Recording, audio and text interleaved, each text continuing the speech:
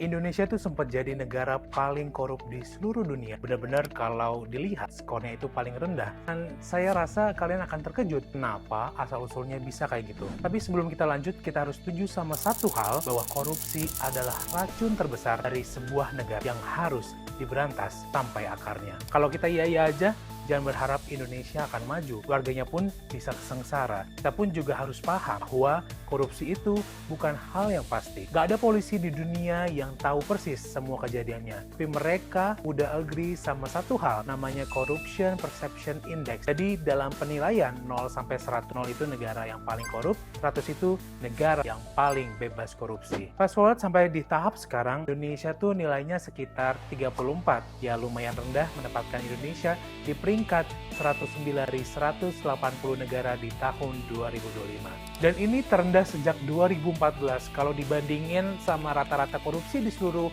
negara di dunia, skornya tuh 43 dan itu nggak berubah selama 11 tahun terakhir ini. Tapi pertanyaannya adalah, apakah praktik korupsi di Indonesia bisa benar-benar diberantas? Kembali lagi bersama saya Billy dalam program Suara Publik.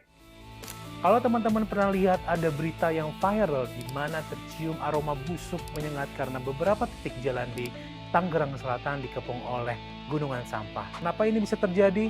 Ternyata disebabkan oleh TPA Cipecang yang overload, sehingga pemerintah daerah menutup akses pembuangan sampah ke TPA tersebut. Secara indikator, peningkatan volume sampah hingga 1.000 ton per hari pun mencerminkan tekanan struktural akibat urbanisasi dan peningkatan konsumsi masyarakat. Padahal, TPA Cipecang sendiri hanya mampu menampung 300-400 ton sampah per hari dari lahan seluas 6 hektar.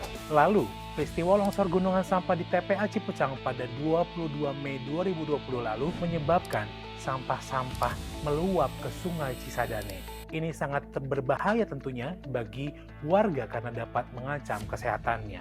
Nah, sorotan darurat sampah di Tangsel pun kini melebar ke dugaan kasus korupsi. Yes, di balik kabar itu, Pengadilan Tipikor Serang telah menggelar sidang dugaan kasus korupsi proyek pengelolaan sampah Kota Tangsel pada 10 Desember 2025 lalu, senilai 75,9 miliar rupiah pada pengelolaan sampah anggaran tahun 2024. Sebagai informasi, kasus ini sudah punya 4 tersangka, yakni Direktur PT Ella Pratama Perkasa, Syukron Yuliadi Mufti, Kepala Dinas Lingkungan Hidup Kota Tangsel Wahyunoto Lukman, Kepala Bidang Kebersihan Dinas DLH Tangsel Tubagus Kusuma Perbangsa, dan tenaga staf DLH Tangsel Zeki Yamani. Kerugian negara akibat korupsi pengangkutan dan pengelolaan sampah oleh jajaran Dinas Lingkungan Hidup Kota Tangsel ditaksir mencapai 21,6 miliar rupiah. Dan saat ini perkara tersebut sudah berada di tangan jaksa penuntut umum. Tentunya tidak hanya merugikan negara, praktik ini juga telah merugikan warga Tangsel sendiri. Banyak yang menganggap korupsi ini terjadi karena individu yang tidak jujur. Namun teori korupsi sistemik menunjukkan bahwa korupsi seringkali muncul karena sistem gagal mencegah penyimpangan. Perilaku koruptif muncul karena adanya peluang, tekanan, rasionalisasi, dan juga lemahnya pengawasan.